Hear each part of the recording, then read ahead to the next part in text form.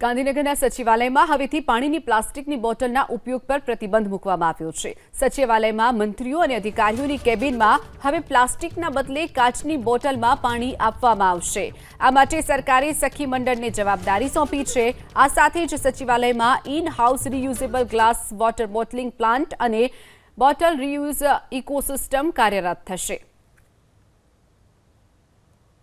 Plastic મુક્ત ગુજરાતની અંદર આજે અમે સચિવાલયથી શરૂઆત કરી છે।